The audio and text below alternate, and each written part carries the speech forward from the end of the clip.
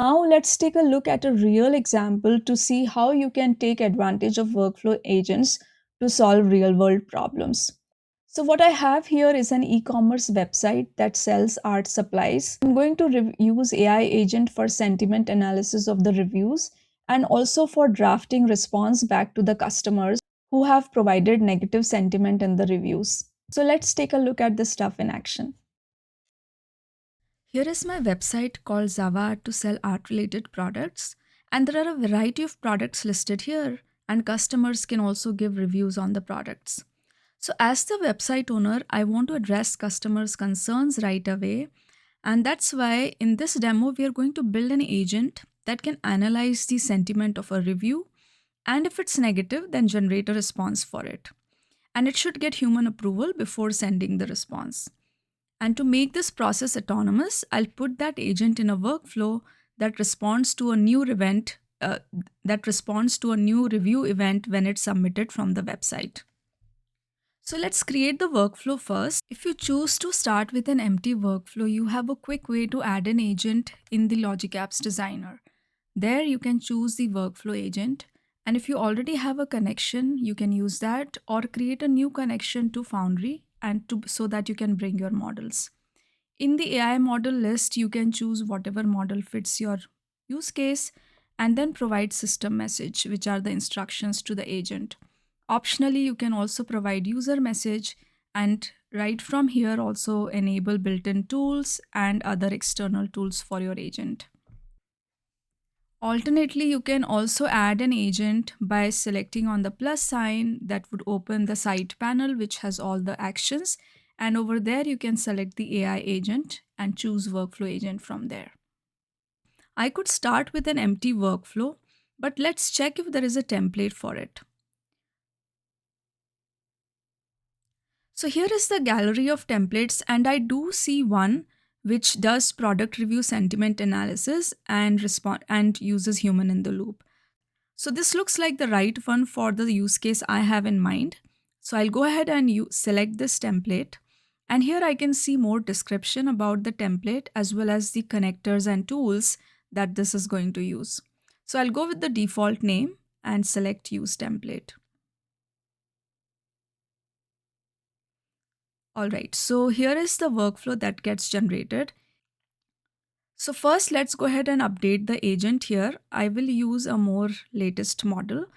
And then here in the system prompt, I need to customize them a little bit for my use case. So I'll go ahead and change the name and provide my company name here. And then you can see that the instructions are all about analyzing the review. And then here in the user instructions, we provide the input review. So in the template, it has a hard coded input, but I want to provide what we receive from the website here. All right. So with that, I think the agent looks good, and now let's update the tool. The tool is using the test data. So the first step we do is we update the connection by creating a new connection. So here we complete the authentication process to Microsoft Teams.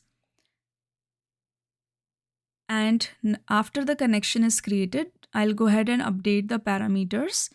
The message body looks good because that's the adaptive card we want.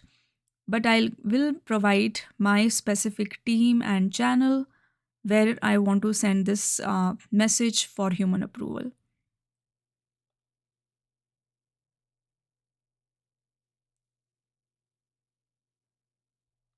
And then we'll switch the toggle off for test data so that it is not running on test data anymore.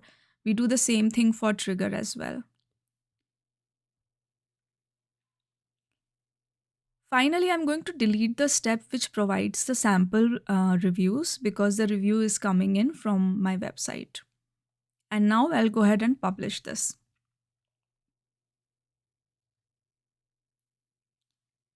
After this template is published, a REST endpoint is generated. I'm going to copy this REST endpoint, and this is the endpoint which I will invoke from my website when a review is submitted. So I am copying this endpoint, and then I'm going to go ahead and update my website. So here I am in the website after updating it to invoke the endpoint of the workflow I created. Let's go ahead and pick a product and provide a review.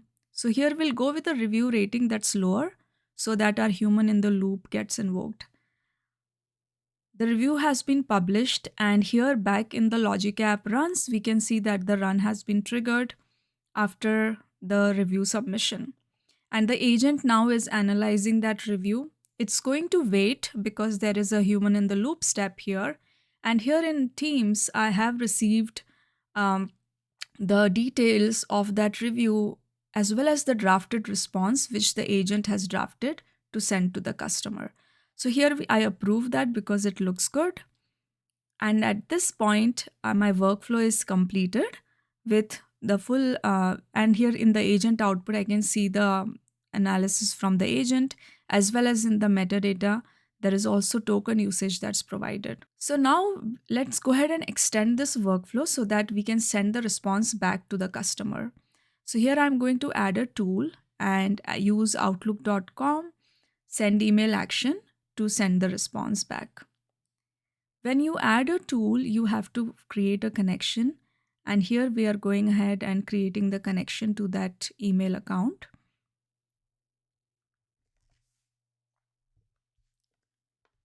All right, so once the connection is created, we configure the parameters.